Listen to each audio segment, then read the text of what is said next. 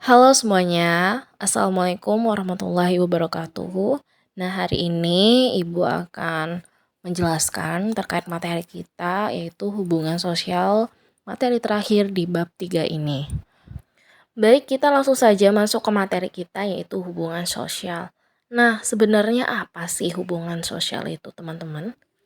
Hubungan sosial itu dapat juga disebut dengan interaksi sosial. Jadi kalau misalnya kita berbicara terkait hubungan sosial, juga berbicara terkait interaksi sosial.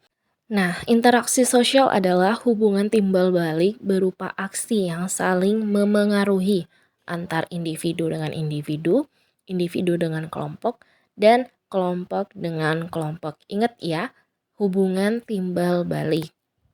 Kita lanjut ke ciri-ciri interaksi sosial. Nah, ini ciri-cirinya itu menurut Charles P. Loomis. Kita sebut saja dengan Loomis ya. Nah, ciri-cirinya itu ada 4. Yang pertama, jumlah pelaku 2 orang atau lebih. Dalam melakukan suatu interaksi, itu minimal pelakunya itu adalah berjumlah 2 orang. Kalau misalnya kita 1 orang, berarti bukan disebut dengan interaksi sosial. Lalu yang kedua, komunikasi antar pelaku menggunakan simbol dan makna atau pesan.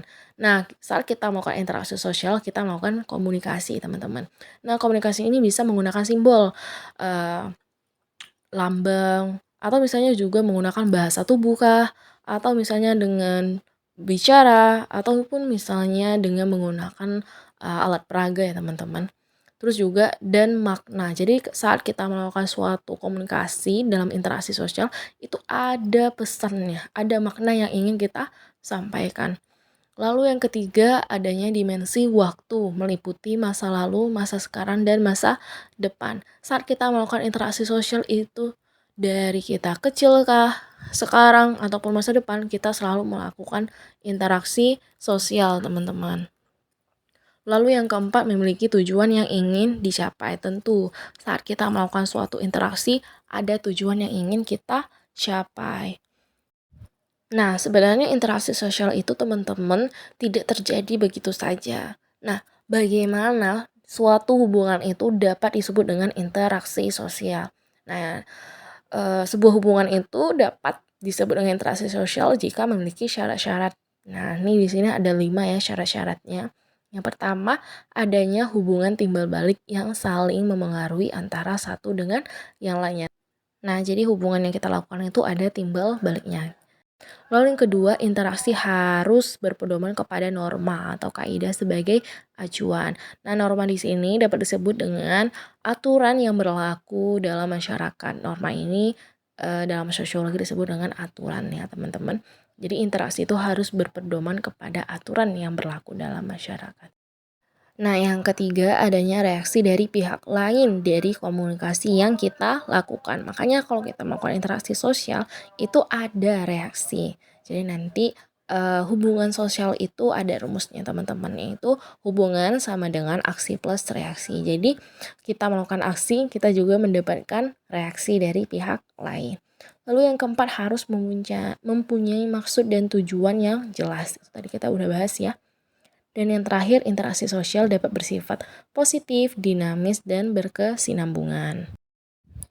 Nah, tadi sebenarnya syarat-syaratnya ada interaksi sosial itu bersifat positif. Namun sebenarnya dalam pendekatan interaksi sosial itu ada negatif ya, teman-teman. Jadi ada 2 interaksi sosial, pendekatannya secara positif dan secara negatif.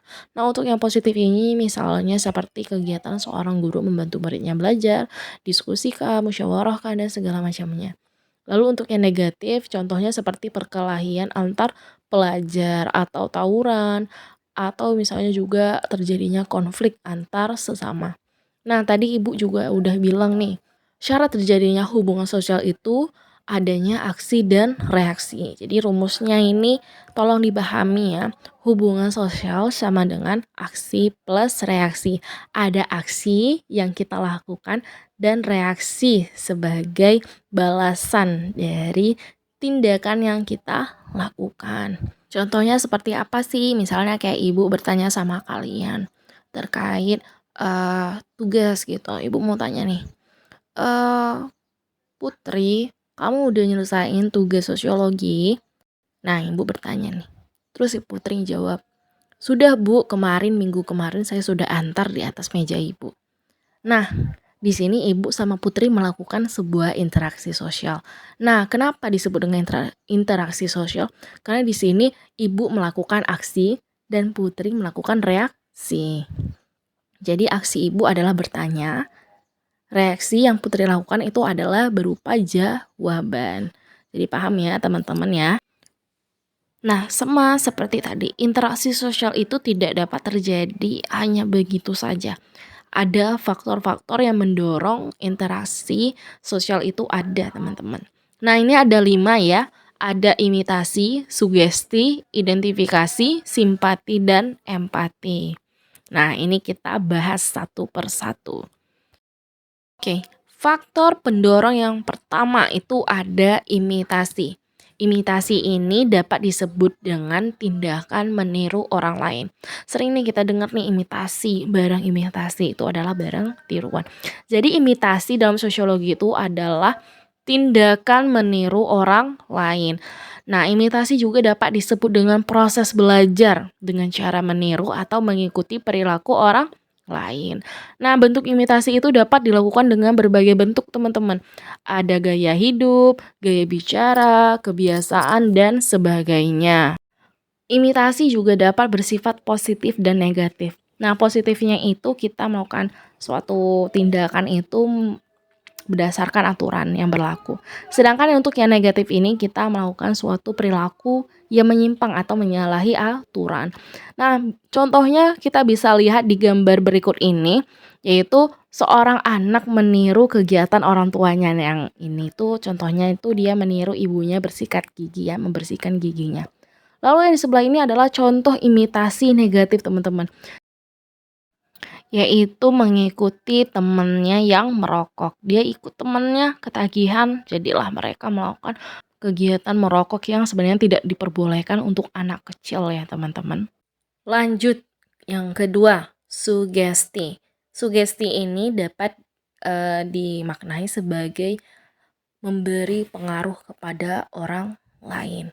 Jadi, sugesti ini adalah memberikan pengaruh kepada orang lain agar orang tersebut mengikutinya tanpa berpikir panjang.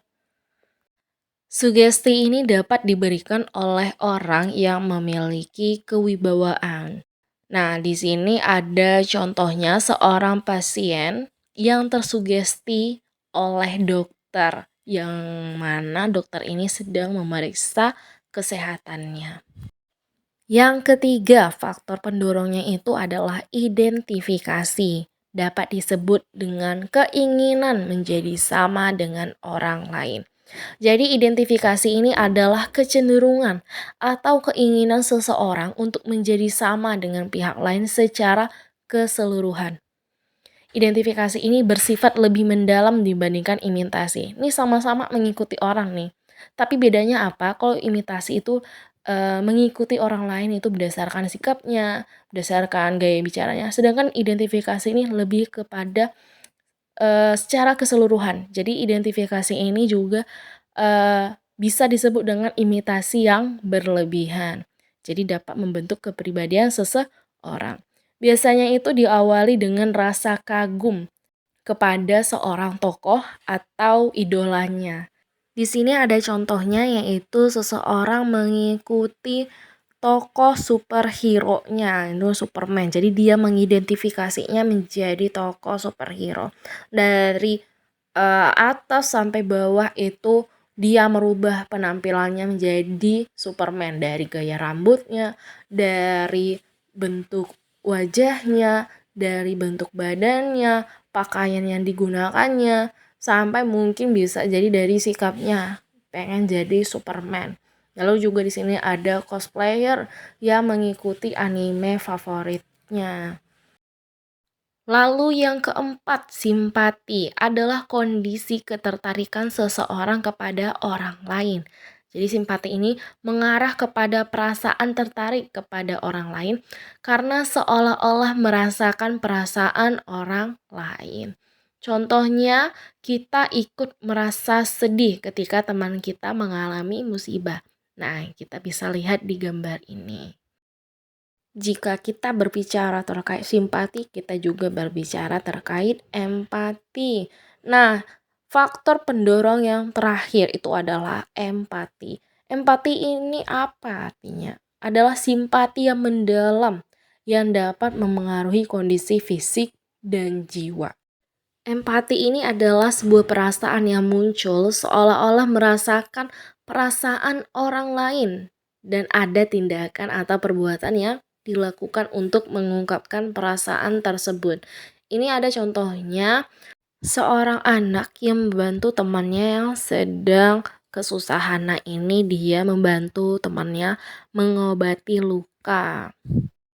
Kita lanjut lagi ke jenis-jenis interaksi sosial. Ada 3. Pertama, interaksi antara individu dengan individu.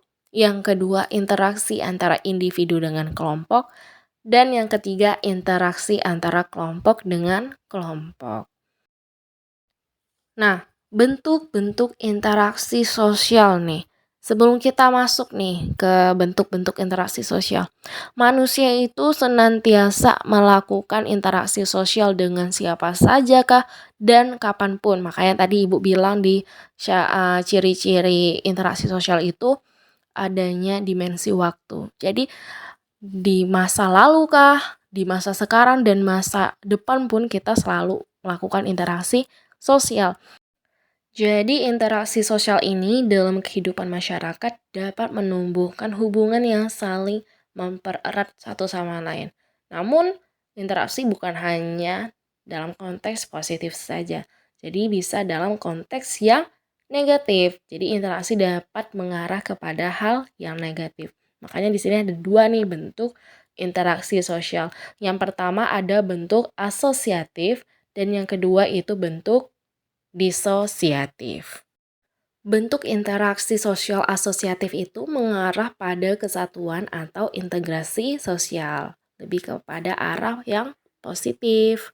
Sedangkan disosiatif itu mengarah kepada perpecahan atau disintegrasi sosial, kebalikan dari asosiatif. Jadi ini lebih kepada arah yang negatif. Kita bahas asosiatif dulu ya teman-teman. Asosiatif ini ada 4 bentuk di dalamnya.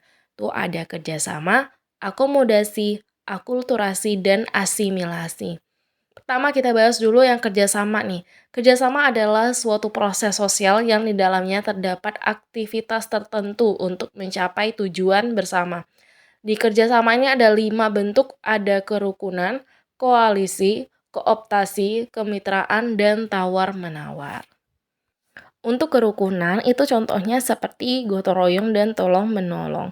Sedangkan koalisi ini adalah kombinasi 2 organisasi atau lebih. Sedangkan kooptasi adalah penerimaan unsur baru dalam kepemimpinan organisasi. Lanjut, kemitraan atau joint venture. Ini adalah kerjasama dalam pengusahaan proyek tertentu. Dan yang terakhir itu adalah tawar-menawar atau bargaining. Itu adalah pelaksanaan perjanjian mengenai pertukaran barang dan jasa. Jadi ini lebih ke arah aspek ekonomi ya. Oke, kita lanjut lagi ke akomodasi teman-teman. Akomodasi adalah upaya meredakan pertentangan dengan cara memenuhi sebagian tuntutan pihak yang bertikai. Tujuan dari akomodasi ini adalah untuk menciptakan keseimbangan. Nah, bentuk-bentuk akomodasi ini ada adjudikasi, terus ada kompromi, ada arbitrase, lalu ada konsiliasi, mediasi, dan stalemate. Nah, yang ketiga itu ada akulturasi. Akulturasi ini adalah pencampuran 2 budaya atau lebih tanpa menghilangkan ciri atau identitas budaya aslinya. Nah, contohnya ini adalah Masjid Menara Kudus yang mencerminkan berbagai campuran budaya. Di sini ada budaya Jawa, Hindu, dan Islam. Lalu yang terakhir bentuk asosiatif itu adalah asimilasi. Nah, asimilasi ini adalah pencampuran 2 budaya atau lebih yang menghasilkan budaya baru. Nah, sedangkan tadi akulturasi, dia pencampuran budaya tanpa menghilangkan identitas budaya aslinya. Sedangkan asimilasi ini dia pencampuran 2 budaya atau lebih tetapi dia menghasilkan budaya baru, menghilangkan identitas budaya aslinya. Contohnya apa? Di sini ada contohnya itu adalah perkawinan campuran, bisa antar etnis kah atau antar ras. Baiklah, ini materi terakhir nih, disosiatif. Nah, disosiatif ini ada 3 bentuk teman-teman. Ada persaingan, kontravensi, dan pertentangan. Kita bahas dulu yang persaingan. Persaingan ini adalah perasaan saling bersaing untuk mencari keuntungan tanpa menggunakan ancaman atau kekerasan. Contohnya apa? Itu adalah persaingan dalam permainan sepak bola. Lalu yang kedua kontravensi, yaitu upaya seseorang untuk menentang suatu perkara secara tersembunyi agar tidak terjadi perselisihan. Contohnya ini adalah menyebar berita tidak benar atau hoax kepada orang lain. Juga bisa menyebar fitnah gitu. Lalu yang terakhir ini adalah pertentangan. Pertentangan itu juga disebut dengan konflik, merupakan pertentangan yang dilakukan untuk mencapai tujuan tertentu dengan disertai ancaman atau bahkan bisa menimbulkan kekerasan. Contoh dari pertentangan ini adalah konflik ras atau etnis, konflik agama, konflik kepentingan, konflik sosial, dan sebagainya. Baiklah, usai sudah materi terkait hubungan sosial. Nah, ini kita lanjutkan dengan ulangan. Kalau misalnya ada yang belum paham atau belum mengerti, silahkan bertanya pada ibu ya, teman-teman. Terima kasih. Wassalamualaikum warahmatullahi wabarakatuh.